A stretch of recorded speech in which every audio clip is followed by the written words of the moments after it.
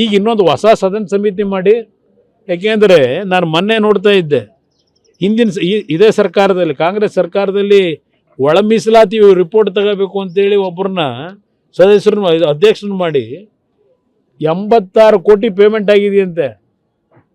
86 ಕೋಟಿ ಕೊಟ್ಟವ್ರೆ ಒಂದು ಒಳ ಸಮಿತಿ ಒಂದು ರಿಪೋರ್ಟ್ ತಗೊಳ್ಳೋದಕ್ಕೆ.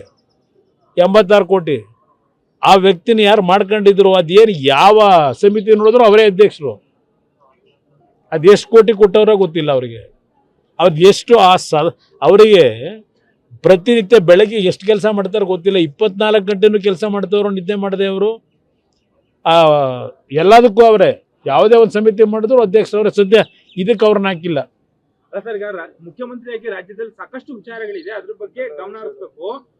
ಡಿ.ಕೆ. ಶಿವಕುಮಾರ್ ಮುಖ್ಯಮಂತ್ರಿ ಆದಾಗಿಂದ ಕೂಡ ಬಿಡದಿ ಒಂದು ಕೆಲಸವನ್ನ ಸಂಪೂರ್ಣ ಮಾಡ್ಬಿಡೋಣ ಅನ್ನೋ ಯಾವುದೂ ಆಗಲ್ಲ. ಅದು ಯಾಕೆ ನಾನು ಹೇಳ್ತೀನಿ ಕೇಳಿ, ಬಿಡದಿ ಕಾರ್ಯಕ್ರಮವೂ ಆಗಲ್ಲ.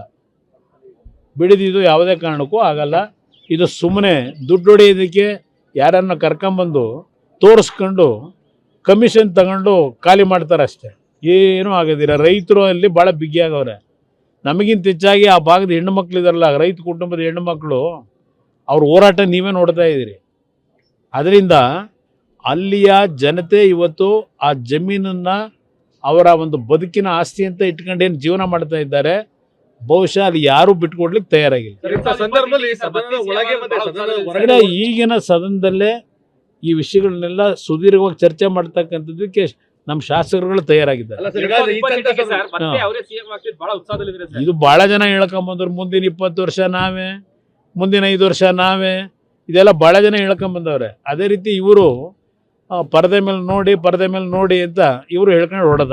ಇಂಥ ಸಂದರ್ಭದಲ್ಲಿ ಸದನದ ಒಳಗೆ ಹೊರಗೆ ಮಾತಾಡ್ಲಿಕ್ಕೆ ಕುಮಾರಸ್ವಾಮಿ ಅವರು ರಾಜ್ಯದಲ್ಲಿ ಇರಬೇಕಾಗಿತ್ತು ಅನ್ನೋ ಚರ್ಚೆ ಇದೆ. ಸೊ ತಾವು ಮಿಸ್ ಏನಿಲ್ಲ, ಇವತ್ತು ನಿನ್ನೆ ರಾತ್ರಿನೂ ಸಹ ನಮ್ಮ ಶಾಸಕರೆಲ್ಲ ಒಂದು ಮುಂದಿನ ಸದನದಲ್ಲಿ ಯಾವ ರೀತಿ ನಡ್ಕೋಬೇಕು ಅನ್ನೋದನ್ನು ಚರ್ಚೆ ಮಾಡ್ಕೊಂಡಿದ್ದಾರೆ. ಇವತ್ತು ಚಾಮುಂಡೇಶ್ವರಿ ದರ್ಶನ ಪಡೆದು ಈ ಇಂಥ ಕೆಟ್ಟ ಭ್ರಷ್ಟ ದರೋಡೆ ಸರ್ಕಾರಕ್ಕೆ ಯಾವ ರೀತಿ ಚಾಟಿಯೇಟ್ ಕೊಡಬೇಕು ಅಂತಕ್ಕಂಥದ್ದು ನಮ್ಮವರೆಲ್ಲ ತಯಾರಾಗಿದ್ದಾರೆ. ಜನ ಯಾವಾಗ ಬರಬೇಕು ಅಂತ ಬಯಸಿ ತೀರ್ಮಾನ ತಗೋತಾರೆ, ಆಗ ಬರ್ತೀನಿ.